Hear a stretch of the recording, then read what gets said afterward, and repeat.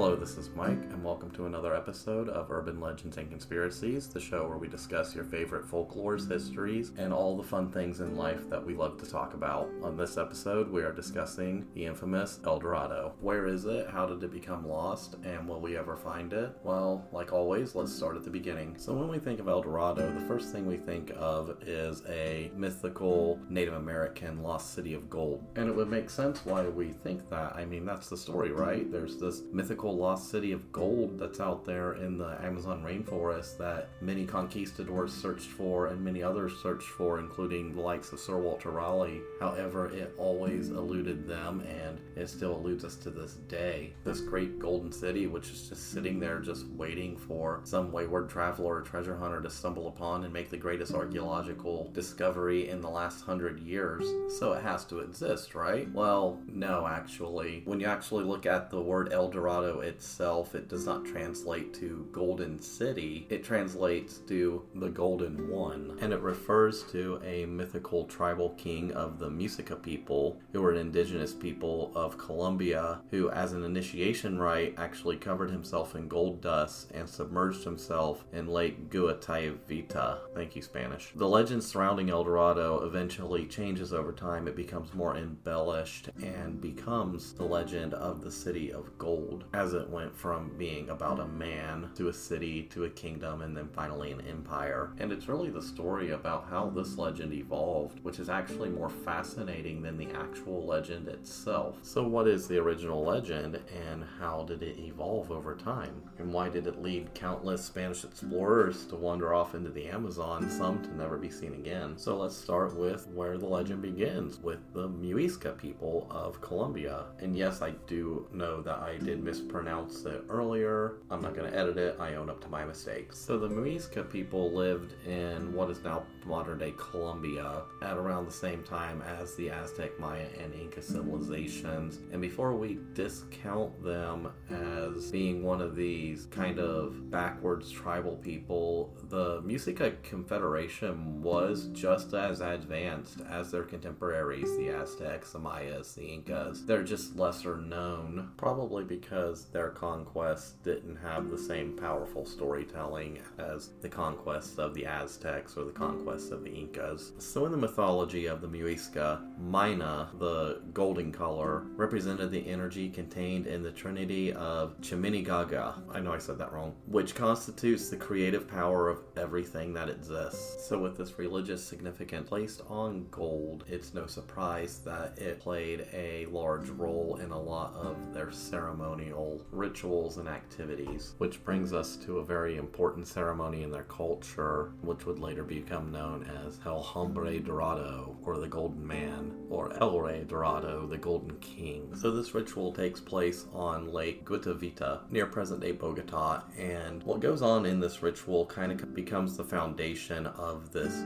myth. And we actually have accounts of this ceremony, one which I'll read from now, from 1638, written by Juan Rodriguez Friel. I love Spanish. So in 1638, Friel writes this account of the ceremony. Quote, "The ceremony took place on the appointment of a new ruler. Before taking office, he spent some time in a secluded cave without women, forbidden to eat salt or to go out during daylight. The first journey he had to make was to go to the great lagoon of Guatavita to make offerings and sacrifices to the demon which they worshipped as their god and lord. During the ceremony, which took place at a lagoon, they made a raft of rushes, embellishing and decorating it with the most attractive things they had. They put it on 4 lighted braziers in which they burned some moke, which is the incense of these natives, and also resin and many other perfumes. The lagoon was large and deep, so that a ship with high sides could sail on it, all loaded with an infinity of men and women dressed in fine plumes, golden plaques, and crowns. As soon as those on the raft began to burn incense, they also lit the braziers on the shore, so that the smoke hid the light of day. At this time they stripped the air to his skin and anointed him with a sticky earth on which they placed gold dust, so that he was completely covered in this metal. They placed him on the raft, and at his feet they placed a great heap of gold and emeralds for him to offer to his god. In the raft with him went 4 principal subject chiefs, decked in plumes plumes, crowns, bracelets, pendants, and earrings, all of gold. They too were naked, and each one carried his offering. When the raft reached the center of the lagoon, they raised a banner as a signal for silence. The gilded Indian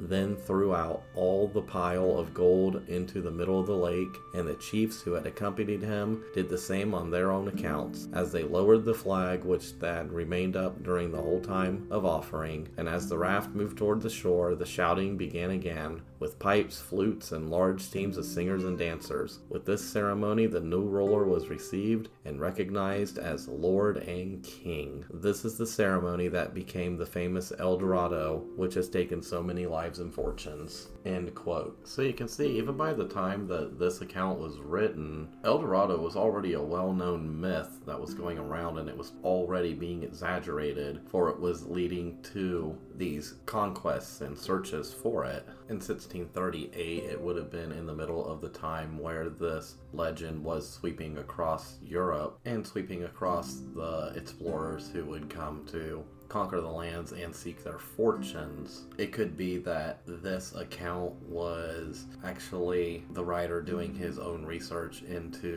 what was the source of this El Dorado, this myth, this fantasy. It seems like he may have been doing some debunking himself. And at this time, it would make sense why there would be a myth like this, as we see expeditions looking for cities of gold go back to the 1530s. It enticed these European explorers for 2 centuries. I mean, it wasn't until the 19th century when it was kind of discounted as just lore. And we have to remember that South America was a largely unexploited continent. Gold and precious resources were fairly plentiful, and they didn't play a role really in the economies of these people outside of a ceremonial purpose or decorative purpose. It was largely ignored. The Europeans were the ones that really valued it as a commodity for wealth, as well as silver and precious gems, etc., etc. They built their economies around these metals that they could extract, which is a very labor-intensive process. So if you just walk into a city and just pluck gold off the streets, I mean, there's an easy win. You go home and you're a hero. It might even make you a king. So it's easy to see why this myth grew and why there were all these expeditions to look for this lost city of gold, which actually brings us to those expeditions. Now, I'm not going to go into detail on every single expedition. There are dozens of them.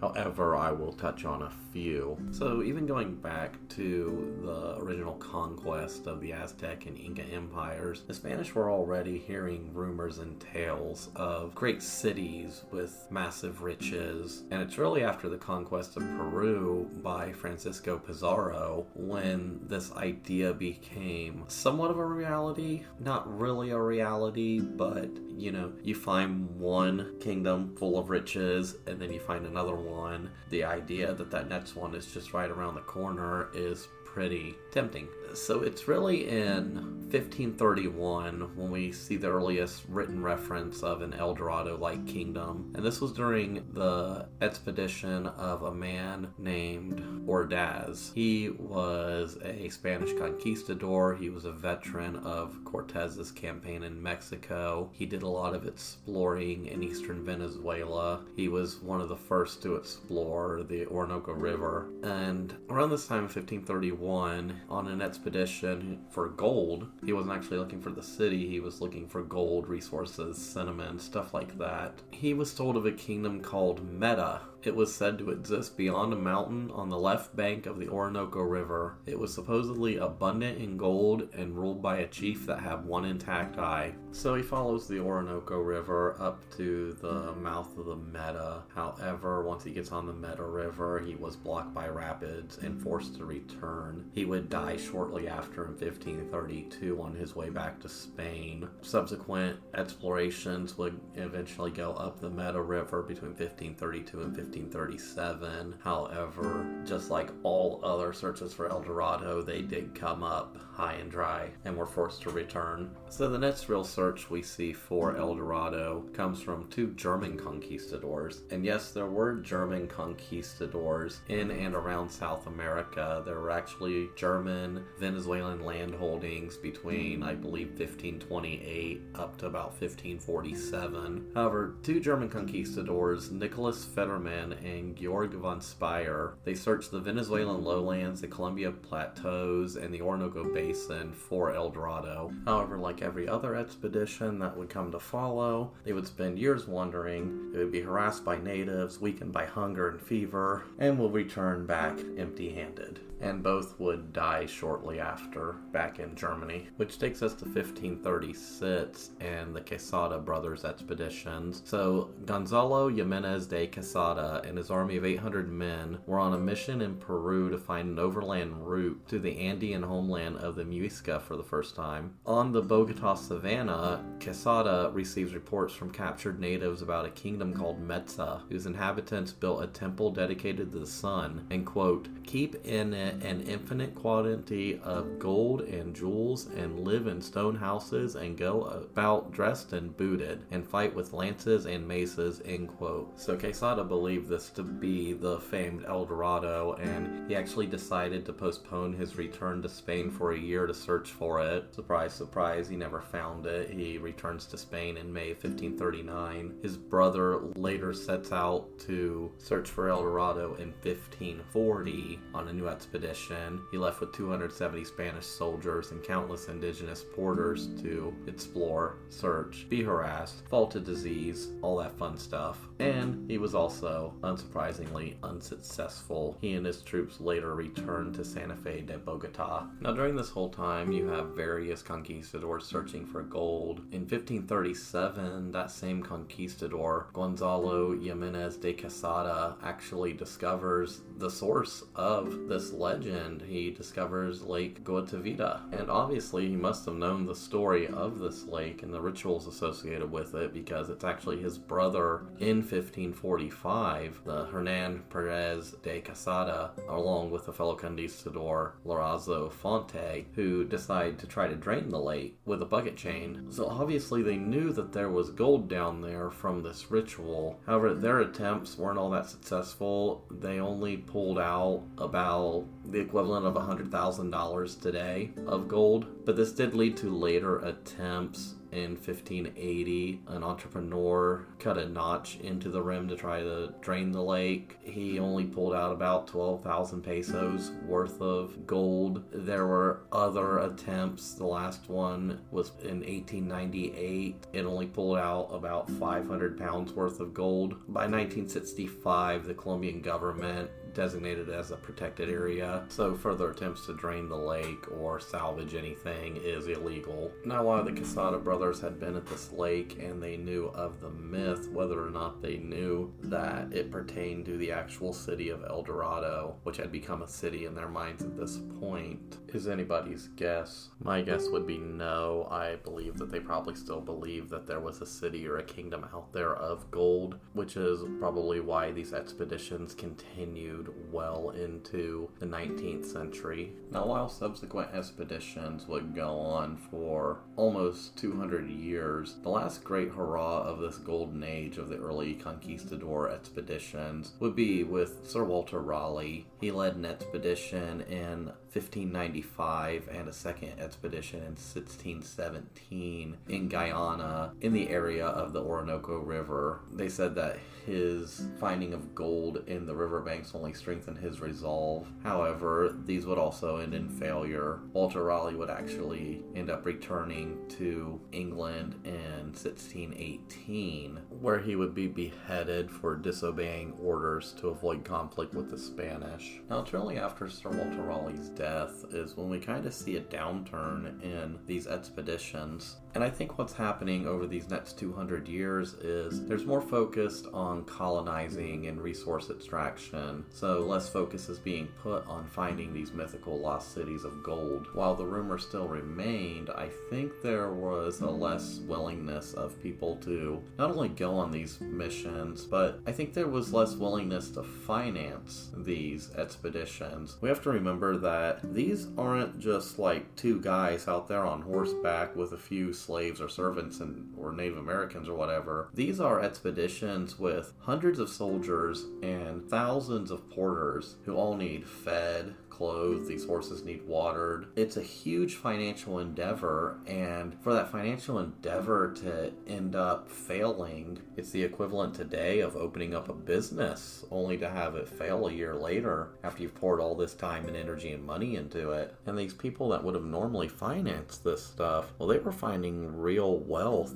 in South America itself. There was a major silver strike in modern Bolivia, and it produced unprecedented wealth for the Spanish Empire. There were also subsequent gold strikes found in Brazil and Peru and all these other places. So it was more financially feasible to just extract this gold, send it back to Europe, rather than to continue searching for a city supposedly either made of gold or overflowing with gold. However, it's kind of like winning the lottery. You hope that when you're walking out there in the forest one day, you just happen upon this great golden city with unprecedented wealth and riches. And I think that's really why the myth endured and continued going on even to this day. People dream of going to the Amazon and finding a lost city of gold. And that's more enticing and desirable than actually trying to extract gold from a gold mine. Just stumbling upon it is easy. If you can stumble upon it, game over, you're rich. It's that inherent laziness in all humans, I guess. If we could find an easy way to be rich, we wouldn't work for it. I certainly wouldn't work for it if I found a way to make $1 million tomorrow. And that's what brings us to El Dorado's final evolution as a metaphor. It becomes used as a metaphor to represent that ultimate prize, that holy grail, a place where one could rapidly and easily acquire riches. And not just monetary riches, it evolves to become that metaphor for representing the ultimate prize that one might spend their life seeking. It could represent love, happiness, success, whatever your heart's desire, that becomes your own personal El Dorado. However, the flip side of that is it becomes to be a figure of speech to represent something that you may spend your life searching for but never actually exists, which actually brings us to Edgar Allan Poe of all people. Now, what does the father of American Gothic horror have to do with the Lost City of Gold? Well, it's in 1849, during the California Gold Rush, when Poe writes a poem called El Dorado. Much like the subject of the poem, Poe himself was on a quest for success or happiness, and despite spending his life searching for it, he eventually loses his strength and faces death. And I would like to read from it now. While I read this, I like to think of the fury at the time during the California Gold Rush that Americans search for El Dorado, when Americans were heading out west in search of riches only to return penniless and broken. And I think of those Spanish conquistadors who went out on those expeditions thinking at first that they would find easy riches and glory, only to return broken with nothing to show for all the time and effort that they put in. Gaily Bedite, a gallant knight, in sunshine and in shadow, had journeyed long, singing a song in search of El Dorado. But he grew old, this knight so bold, and o'er his heart a shadow fell as he found no spot of ground that looked like El Dorado. And as his strength failed him at length, he met a pilgrim shadow. Shadow, said he, where can it be, this land of El Dorado? Over the mountains of the moon, down the valley of the shadow, ride, boldly ride, the shade replied, if you seek El Dorado. Once again, this is Mike, and I thank you for listening. And as always, if you like what I'm doing, all I ask is that maybe you tell a friend about this little podcast that I do. This little project grows primarily by word of mouth, so any help on that front would be greatly appreciated. I do enjoy making these. I don't particularly make them for money or any other reason. It's just a fun hobby that I have. However, any kind of motivation, as in help from the small community that is listening to this or maybe listening to this, it would motivate me to make a lot more of these in the future. And on that note, thank you for listening. We'll see you next time.